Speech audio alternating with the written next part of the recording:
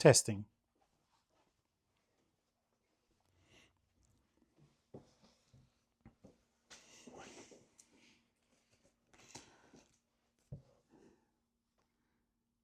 Hey there guys, Tory Favro here, horror author and your reviewer. This is a bit of a different one. I know other people do it, so I thought, well, I'll do it also. So what I'd like to go through is some of the books that I purchased recently.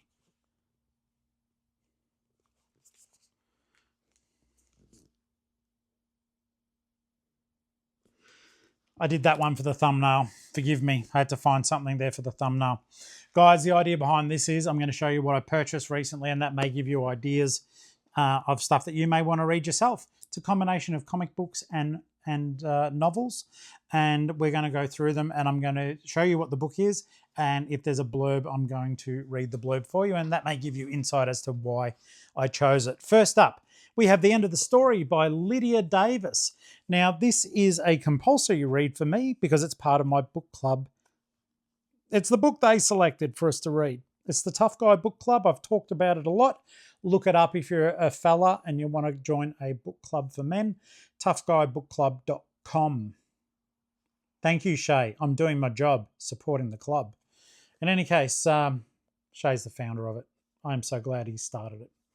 Okay, so I received this just the other day. This is our month read. I have until the first Wednesday of next month to get this done. So at the moment, just so as you're aware, and I talk about him too much, I'm reading Ride the Spiral by Ben Young. I'm going to finish this book before I start anything else other than my weekly Goosebumps book that I have to read because I want to. Okay. So this book, I knew nothing about it. Let's have a look here. It surprised me over and over to find that I was with such a young man. He was 22 when I met him. He turned 23 while I knew him, but by the time I turned 35, I did not know where he was anymore. Mislabeled boxes, confusing notes, wrong turning, such are the obstacles in the way of the unnamed narrator of the end of the story as she organises her memories of a love affair into a novel. With compassion, wit, and what seems to be candour, she seeks to determine what she actually knows about herself and her past. But we begin to suspect, along with her, that given the elusiveness of memory and understanding, any tale retrieved from the past must be fiction. So interestingly enough, it says on this book, back in print at last, this is Lydia Davis's first and so far only novel.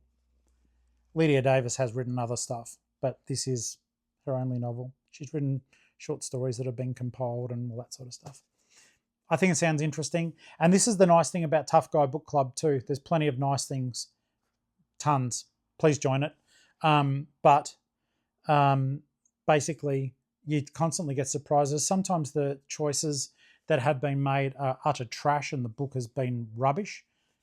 But even that is good in its own way, that it makes you read something that you wouldn't have approached. I know this is more of a TikTok book, but John Dies at the End was the first book. I've been a club member now for I think 8 or 9 months, and that was my first book. And I enjoyed the first third of it, and then the rest of it I just didn't understand. It was like it could have been a super cool book. It just felt poorly edited and put together.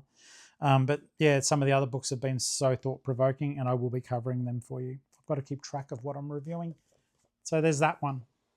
Next up, for those of you who do not know me very well, I love Batman, as in the DC Comics superhero Batman. Comics are so expensive nowadays. I wait until they become trade paperbacks. Trade paperbacks are a thick version of a book and, well, multiple comic books. And in this one, so yeah, The Batman's Grave. It is by, oh, wow, okay, I didn't even know. I just saw Batman. Warren Ellis. I love Warren Ellis. He wrote the comic book series Transmetropolitan and tons of other stuff, but that's a really good series.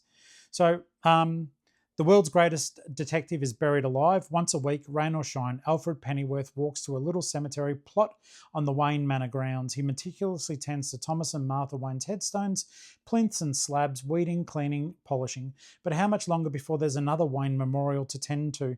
Batman's current case forces him to inhabit the mind of murder victim with a half-eaten face, sending him on a collision course with an enemy who has infiltrated every part of Gotham. Every corner Batman turns leads him one step closer to his own grave. In The Batman's Grave, Warren Ellis and Brian Hitch one of the most legendary creative partnerships of the modern age, reunite for a story about life, death, and questions most are too afraid to ask. Guys, comics ain't for children. Well, they're not all for children. Some are, and that's good too. Don't be fooled by the fact they're comic books. I'm going to show you several in here. And some of the Batman stuff does verge on horror. In fact, it doesn't verge. They are horror books, just with Batman sort of as the victim. And I can't recommend them all highly enough. So yeah, Batman's Grave. Next up, we've got a book here. The cover got me at first. It was in the horror section, but it's called Plant Lady, and it's by Min Young Kang and translated by Shanna Tan. It's a hardcover edition of the book, which drew me in. There was a paperback, and it was like $3 cheaper. The hardcover's just really nice. And though one thing I did want something on the inside of the fly jacket, and there wasn't. It doesn't matter. Yes, it does. All right, so in this one, this is what the book's about. In the heart of a quiet neighbourhood, a young woman tends to her plant shop, but beneath the surface of her lush green sanctuary lies something far darker. Tucked away in a corner of Dosan, South Korea, is Plant Shop. Its owner, Yoo-hee, has made a fresh start, and her meticulously grown foliage thrives under her tender care. For her customers, the place is a refuge where petunias and marigolds bloom, and the air is like an elixir of peace. By day, Yoo-hee dispenses advice on gardening, but she also finds herself offering a special out-of-hours service. Women who are at their wits' end come to her about men they hope might disappear from their lives, because Yoo-hee has encountered these kinds of men herself and has pruned them back. So as night falls, Yoo-hee trades her apron for a shovel. Wow! And disappears into her moonlit garden, where she buries the bloodied remnants of a few unfortunate encounters. But as men begin to disappear, a determined young detective comes knocking. Dark, sharp, and dangerously satisfying, Plant Lady is a twisted tale of reinvention, female rage, and the lengths to which we'll go to take back control.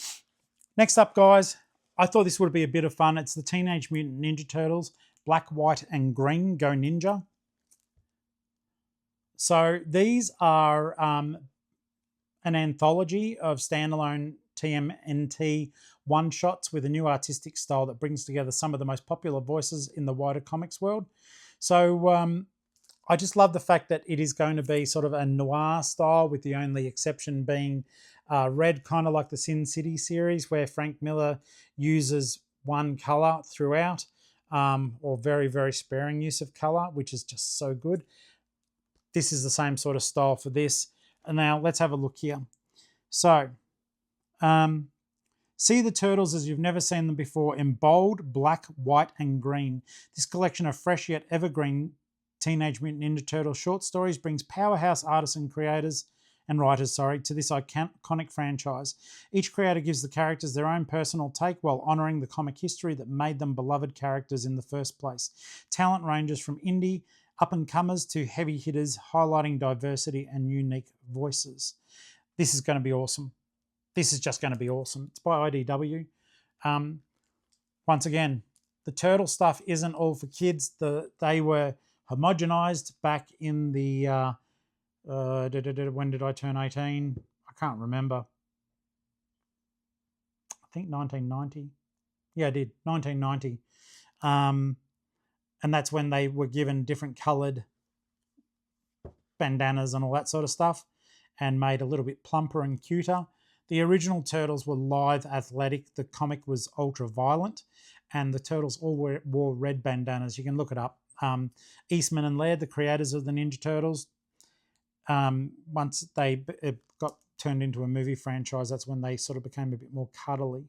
But I've noticed in a lot of the toys that are coming out more recently, they're taking them back to their old school stance. Splinter was in it as well, but it was pretty hardcore, blood, guts. The Turtles killed in it. It was, I think at the time, it was rated MA or R, the original ones in comic book shops anyhow. I think this will be a great fun read.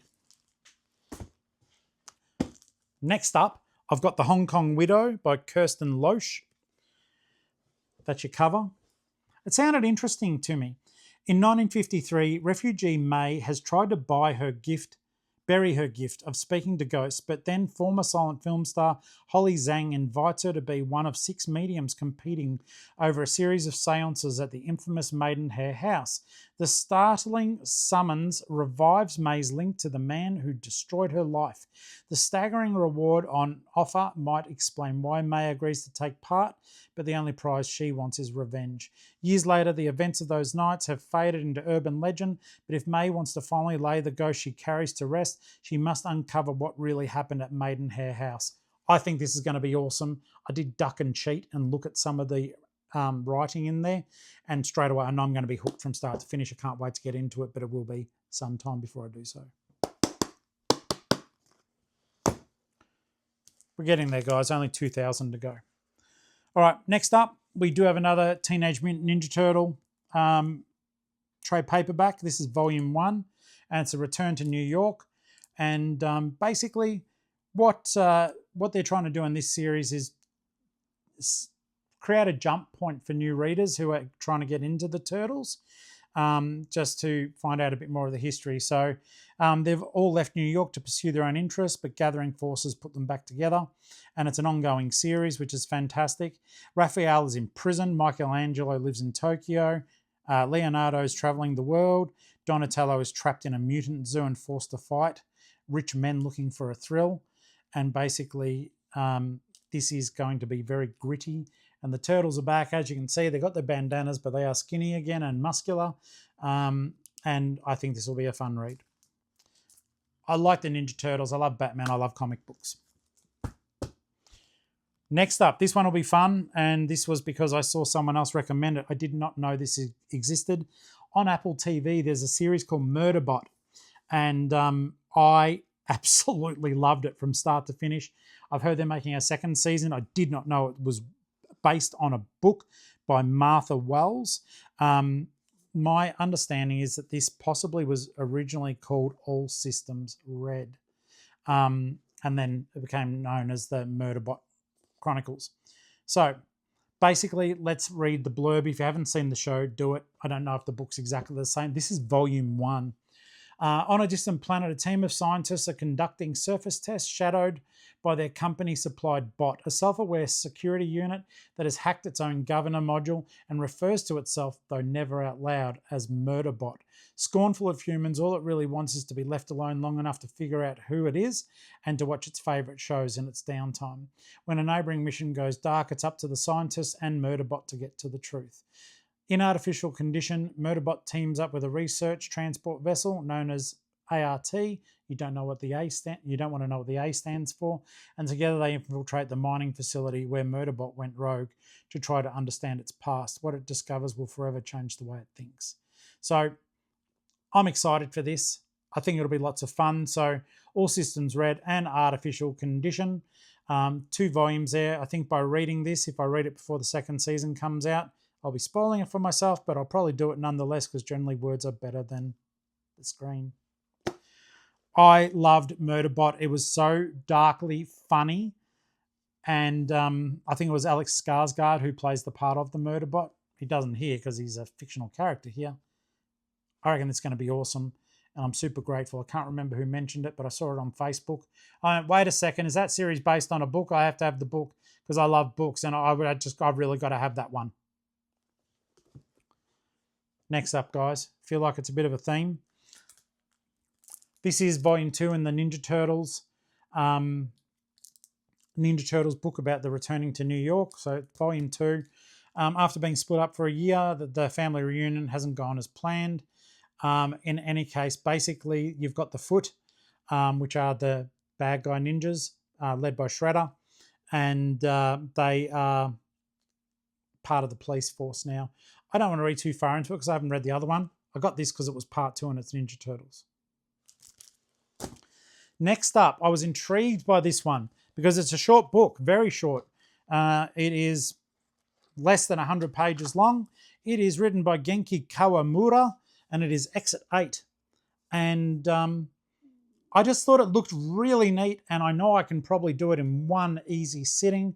And check it out though. I didn't know it was a video game either. A young man is riding the Tokyo subway when he receives a life-changing text message from his ex-girlfriend. He exits the train, but extraordinary things begin to happen and he finds he can't escape. The subway will loop endlessly unless he follows precise rules. Do not overlook any anomalies. If you find an anomaly, turn back immediately. If you do not find any anomalies, do not turn back. Go out through exit 8.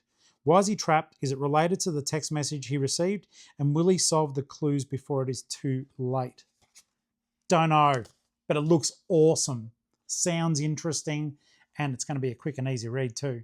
So I think that'll be one of those ones I just go, yep, I feel like sitting down and finishing a whole book in a sitting, and it'll do the job nicely. Have you read this one? It's been around for a little while. Have you played the game? I know nothing about it. I don't want to look it up because I don't want to spoil the novel. All right, that's a good one. Last, guys, guess what? It's Ninja Turtles again. I'm so sorry. This is just a one-shot, though. The Last Ronin, there is a series called The Last Ronin, big, thick books about the Ninja Turtles. I've not bought them because, quite frankly, they're hardcover books that are $70 each, and I can't afford them. And it says there's a game in development. Interesting. I hope it's a good one. I don't know what this is about, so I can't even tell you. It is the last book that I have bought in the last few weeks. I don't know over what period of time I bought these, probably in the last 3 weeks. So there you go. Food for thought. Hopefully there's something there that stands out to you guys and something that you want to wrap your teeth into. And until next time, buy books, read books. And if you want to read my horror books, you can find them on Amazon under Tory Favro. And in one of these upcoming videos, I'm going to do a breakdown of one of those books for you. Let you know what happened behind the scenes when I was writing it and where the series is going to go from here. I'll see you on the next video. Bye.